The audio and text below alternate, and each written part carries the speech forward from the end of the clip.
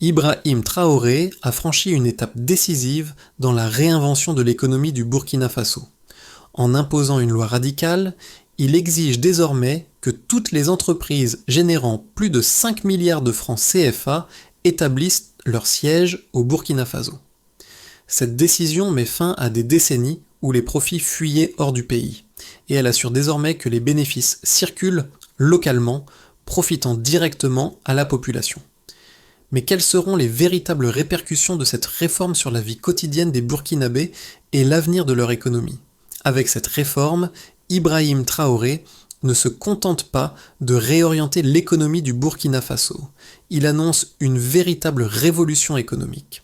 En imposant cette loi, il garantit que les bénéfices générés par les grandes entreprises ne s'échapperont plus à l'étranger, mais qu'ils resteront dans le pays pour financer les infrastructures, l'éducation et les services publics. Le véritable enjeu de cette loi est de redonner au peuple burkinabé le contrôle sur les ressources nationales et d'assurer une véritable justice économique. En rendant chaque entreprise responsable de son impact local, cette loi offre des opportunités inédites. Création d'emplois, développement de la formation professionnelle et amélioration des infrastructures. C'est une promesse de croissance durable, où les profits des entreprises se transformeront en bénéfices tangibles pour les citoyens. Mais cette transformation est-elle réellement possible ? Et dans quelle mesure les entreprises s'adapteront-elles à cette nouvelle réalité ? L'avenir économique du pays est-il prêt pour un tel changement ? Le Burkina Faso entre dans une ère nouvelle avec l'adoption de cette loi révolutionnaire qui impose aux entreprises générant plus de 5 milliards de francs CFA de localiser leur siège dans le pays. Cette mesure s'inscrit dans un changement profond où le Burkina Faso reprend le contrôle de son économie et de ses ressources naturelles, autrefois exploitées par des multinationales étrangères. Au cœur de cette transformation, Ibrahim Traoré a su capter l'attention du monde entier en affirmant que le pays ne tolérera plus que la richesse générée sur son sol quitte à l'étranger sans bénéfice pour ses citoyens. Jusqu'à présent, l'exploitation de ressources comme l'or avait bénéficié principalement à des acteurs étrangers, tandis que la population locale ne voyait que peu de retombées directes. Ce changement marque un tournant crucial dans l'histoire du Burkina Faso. En instaurant cette loi, Traoré entend non seulement redistribuer la richesse à l'échelle nationale, mais aussi renforcer la souveraineté économique du pays. Cette réforme s'accompagne de mesures supplémentaires pour garantir que les entreprises étrangères s'engagent réellement dans le développement local. Désormais, les entreprises devront assumer une responsabilité directe dans le développement des infrastructures et la création d'emplois locaux. Le système éducatif sera également sollicité pour répondre aux nouvelles exigences du marché de l'emploi. Mais comment cette vision ambitieuse se traduira-t-elle dans la réalité économique et sociale du Burkina Faso ? Quelles seront les premières conséquences pour les citoyens et les entreprises ? Ibrahim Traoré a toujours été une figure audacieuse, déterminée à redéfinir l'avenir du Burkina Faso. Mais son action va bien au-delà des simples déclarations politiques. Il a déjà commencé à poser les bases de ce changement tangible en imposant cette loi qui contraint les grandes entreprises à s'installer localement. Cette décision aura un impact immédiat sur la société burkinabé, en particulier dans les secteurs du bâtiment, de l'ingénierie et de la logistique. À court terme, la construction des nouveaux sièges sociaux des entreprises créera une forte demande en main-d'œuvre locale. Les travailleurs burkinabés, de l'ouvrier à l'ingénieur, auront accès à des emplois qui étaient auparavant réservés à des expatriés. Le gouvernement, sous la direction de Traoré, a déjà mis en place des incitations pour encourager les entreprises à embaucher localement et à investir dans des programmes de formation pour la jeunesse. Les premiers résultats se feront rapidement sentir. Non seulement les jeunes burkinabés pourront espérer des carrières dans des secteurs comme la gestion, la finance et l'ingénierie, mais les petites et moyennes entreprises, PME, locales, bénéficieront également de contrats auprès de ces nouvelles structures. Ces premiers changements promettent d'être une bouffée d'oxygène pour une économie longtemps dominée par les acteurs étrangers. Mais cette dynamique pourra-t-elle se maintenir à long terme et quelles autres transformations attendent la population ? L'adoption de la loi sur les sièges sociaux des entreprises marque le début d'une série d'événements décisifs pour l'économie burkinabé. Le moment clé a été l'annonce officielle de Ibrahim Traoré, un geste audacieux qui a immédiatement capté l'attention de la communauté internationale. Dès cette annonce, les entreprises étrangères opérant au Burkina Faso ont dû repenser leur stratégie. Les grandes sociétés minières, longtemps habituées à faire transiter leurs profits hors du pays, ont dû envisager une réorganisation de leurs opérations. Ce changement a créé un véritable électrochoc dans le secteur économique local. En réponse, plusieurs entreprises ont déjà commencé à planifier la construction de leur nouveau siège à Ouagadougou, la capitale, et dans d'autres grandes villes du pays. La première vague de chantier a généré une forte demande de main-d'œuvre locale. Les entreprises de construction et les fournisseurs de matériaux ont immédiatement ressenti les effets positifs de cette réforme. Les investissements dans les infrastructures ont commencé à augmenter, non seulement pour construire les sièges des entreprises, mais aussi pour renforcer les routes, les systèmes d'assainissement et les installations énergétiques nécessaires. Les premières embauches ont eu lieu avec un accent particulier sur la formation des travailleurs locaux dans des domaines spécialisés comme l'ingénierie et la gestion. Toutefois, tout n'a pas été simple. Certaines entreprises ont exprimé des préoccupations concernant les coûts d'installation et la gestion de ces nouvelles structures. Mais le gouvernement, par l'intermédiaire de Traoré, a rapidement mis en place des mesures d'incitation pour apaiser ces préoccupations, notamment des exonérations fiscales temporaires et des crédits pour la formation locale. Le calendrier de mise en œuvre s'est accéléré et à la fin du premier trimestre suivant l'adoption de la loi, plusieurs sièges ont déjà été installés, créant ainsi un précédent pour les entreprises à venir. Le climat économique a commencé à se transformer. L'arrivée de ces nouvelles entreprises a conduit à une multiplication des opportunités pour les petites et moyennes entreprises locales, qui ont commencé à développer des partenariats avec les multinationales pour fournir des services ou des produits nécessaires à leur installation. Cela a non seulement créé de nouveaux emplois, mais aussi permis de renforcer la chaîne d'approvisionnement locale. Dans les communautés, les réactions ont été diverses, mais généralement positives. Les Burkinabés ont vu dans cette réforme une chance de regagner le contrôle sur leurs ressources et de créer un avenir plus autonome pour les générations futures. Cependant, la question demeure. Cette nouvelle dynamique durera-t-elle ? Le temps nous dira si cette réorganisation en profondeur du secteur privé sera réellement bénéfique à long terme. Pour l'instant, la population est optimiste, mais les défis ne font que commencer. L'impact de la loi imposant aux grandes entreprises d'établir leur siège au Burkina Faso se reflète déjà dans des chiffres tangibles. Dès les premiers mois suivant l'adoption de la loi, le pays a observé une augmentation significative des investissements dans les infrastructures locales. Environ 3 milliards nos frais de francs CFA ont été investis dans la construction des nouveaux sièges, ce qui a créé plus de 10 000 emplois directs dans le secteur de la construction. Ce chiffre est un indicateur clé du dynamisme généré par cette réforme. Parallèlement, le secteur de la logistique a connu une croissance rapide avec une demande accrue de services de transport et de gestion de la chaîne d'approvisionnement. Les entreprises locales, notamment dans le secteur des matériaux de construction et des services logistiques, ont vu leurs revenus augmenter de 15% en moyenne depuis l'entrée en vigueur de la loi.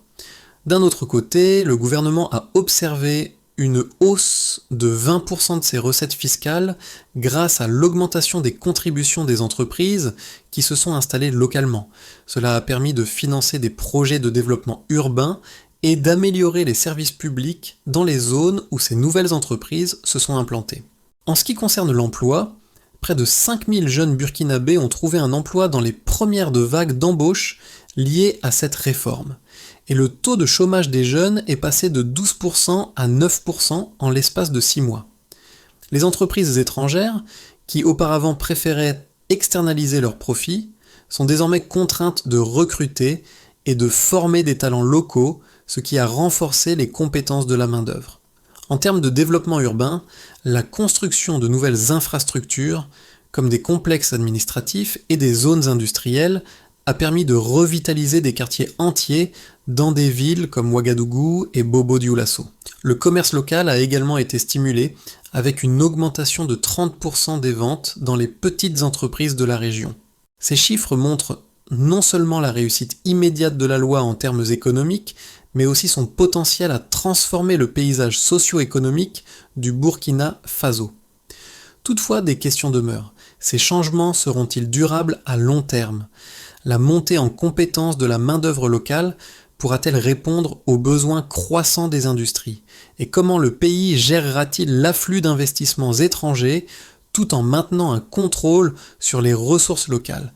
Les premières données sont prometteuses, mais l'avenir reste à écrire.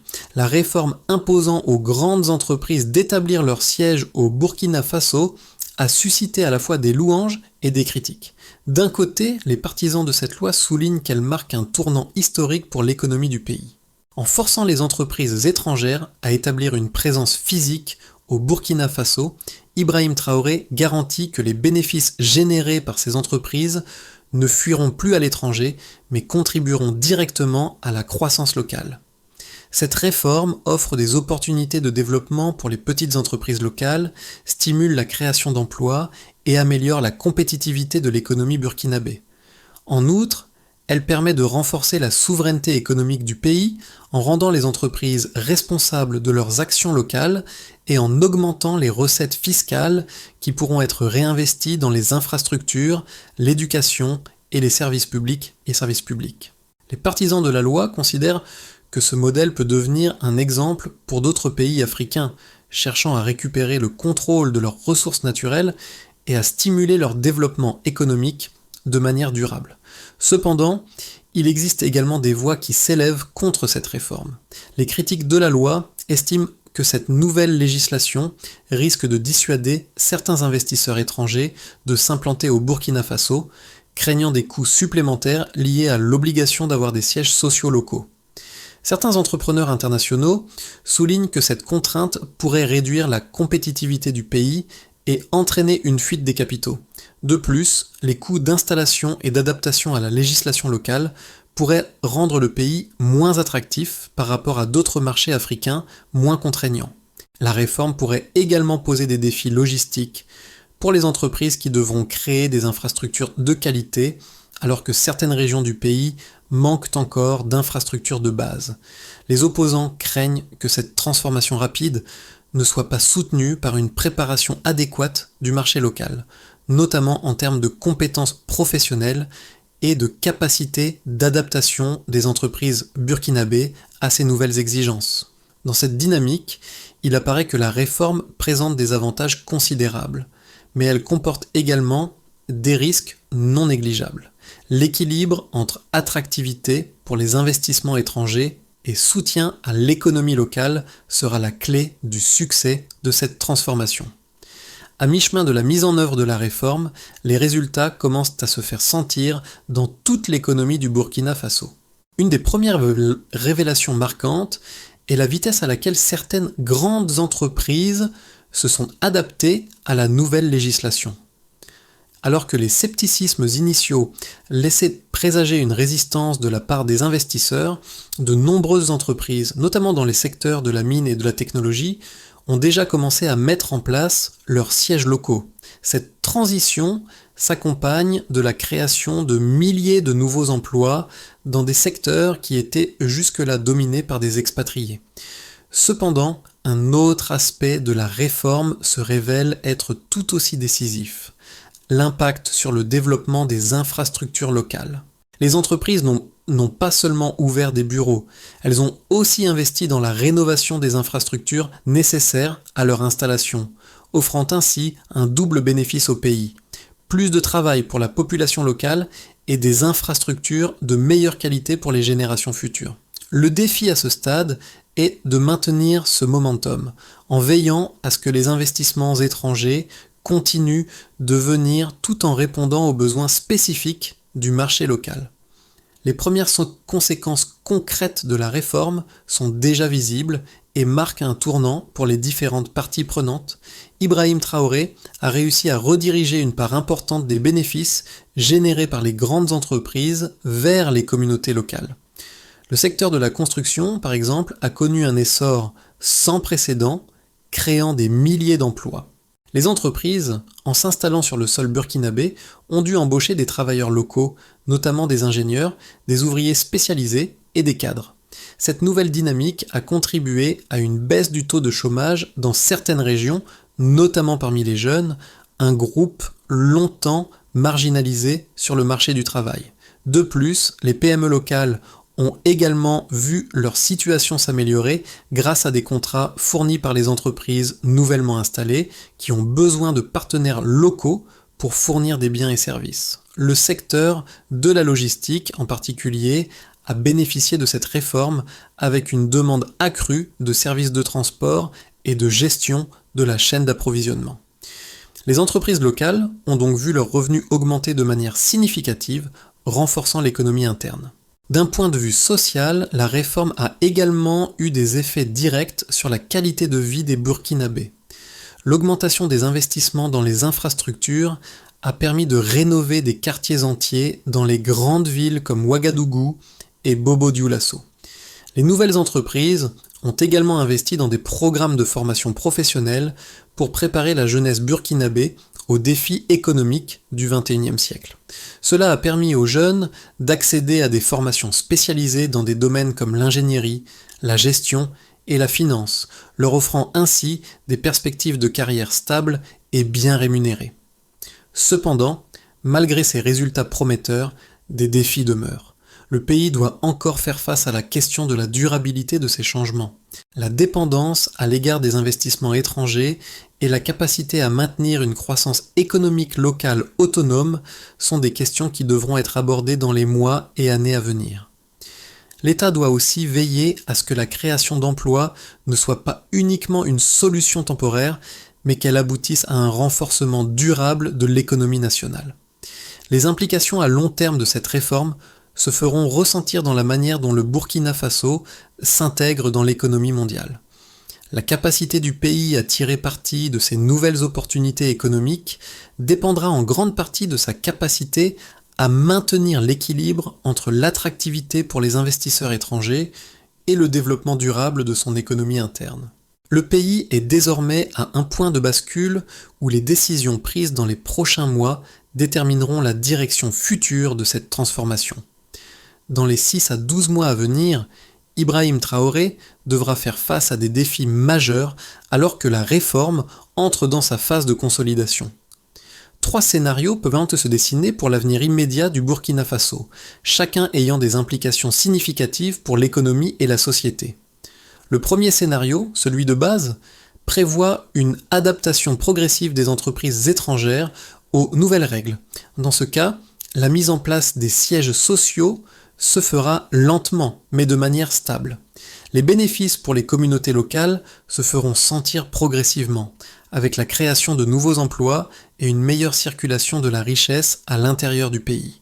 Les entreprises commenceront à intégrer des employés locaux dans des rôles stratégiques, ce qui renforcera la chaîne de valeur locale.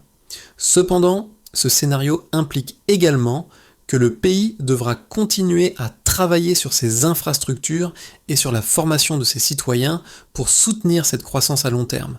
Le taux de chômage pourrait continuer de diminuer, mais à un rythme modéré, ce qui permettrait au gouvernement de maintenir une stabilité sociale et économique. Dans un scénario optimiste, les entreprises s'adaptent rapidement aux nouvelles règles et commencent à ouvrir leurs sièges sociaux dans un délai plus court.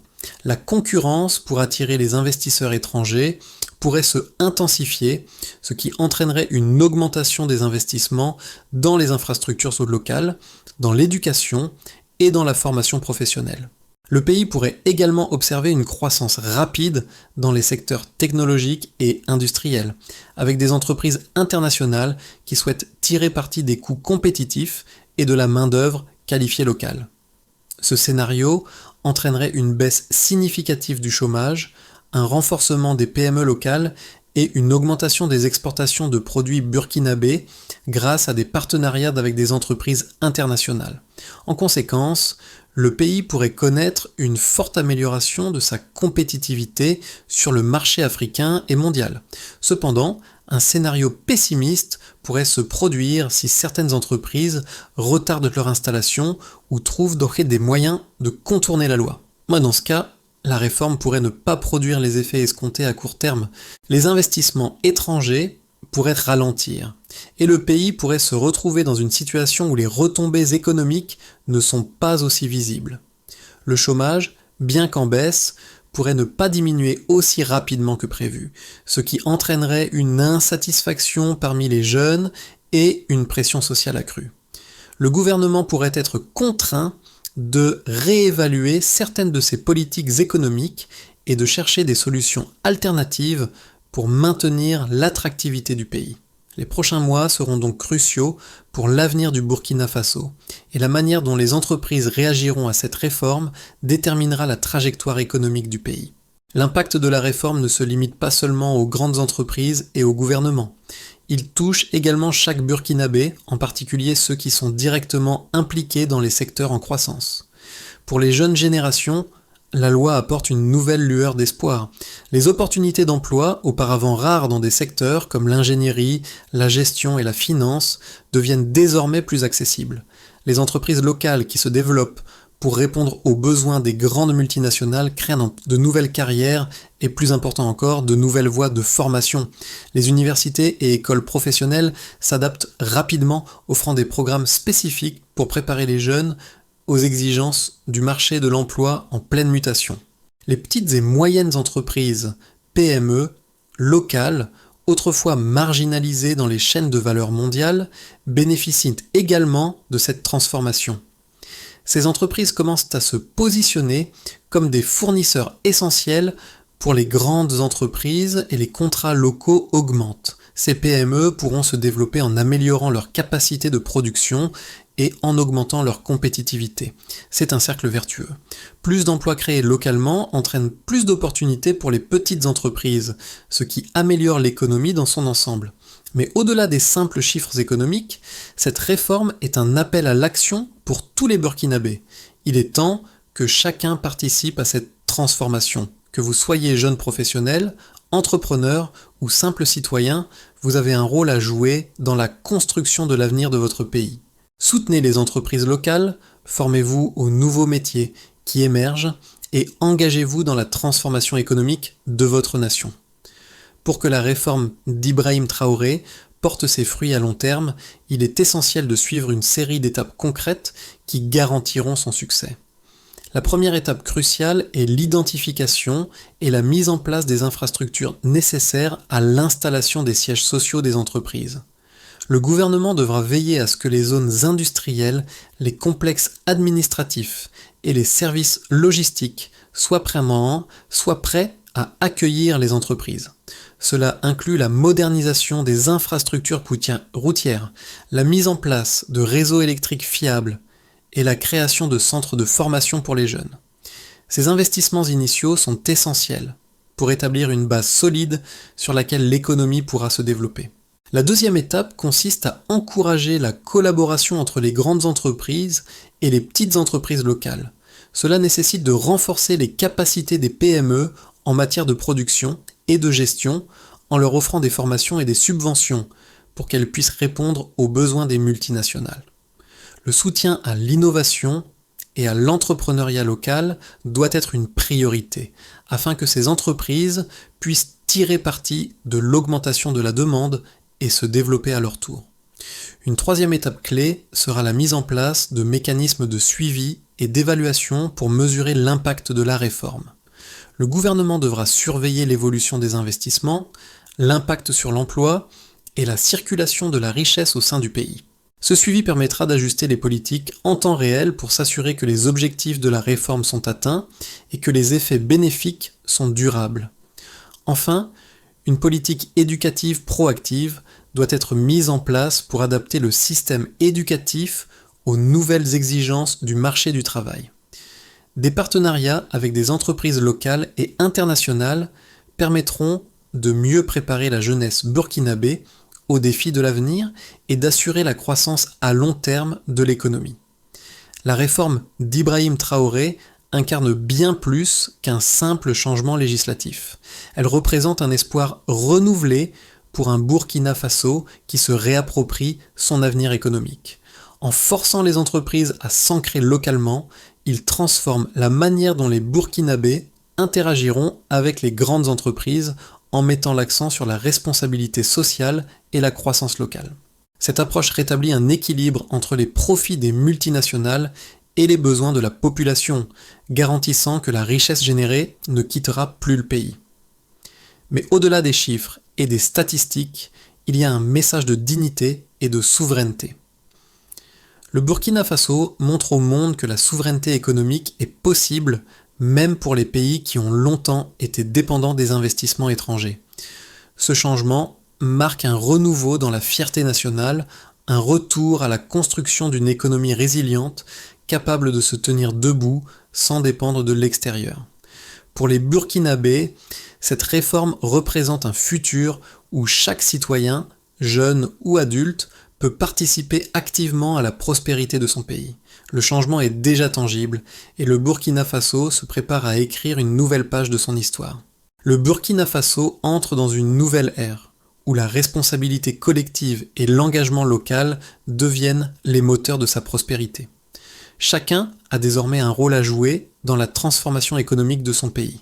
Que vous soyez un jeune diplômé cherchant une carrière stable, un entrepreneur désireux de développer son entreprise, ou simplement un citoyen souhaitant soutenir la croissance locale, il est temps de participer activement à ce changement. Les décisions qui se prennent aujourd'hui façonneront l'avenir du Burkina Faso et ce n'est qu'en agissant ensemble que le pays pourra pleinement tirer parti des opportunités créées par cette réforme. Rejoignez cette dynamique de transformation et faites entendre votre voix. Participez aux discussions, soutenez les initiatives locales et contribuez à bâtir un avenir plus prospère pour vous et les générations futures. Le Burkina Faso a besoin de vous et chaque action compte. Alors comment allez-vous contribuer à ce changement et faire une différence dans votre communauté ?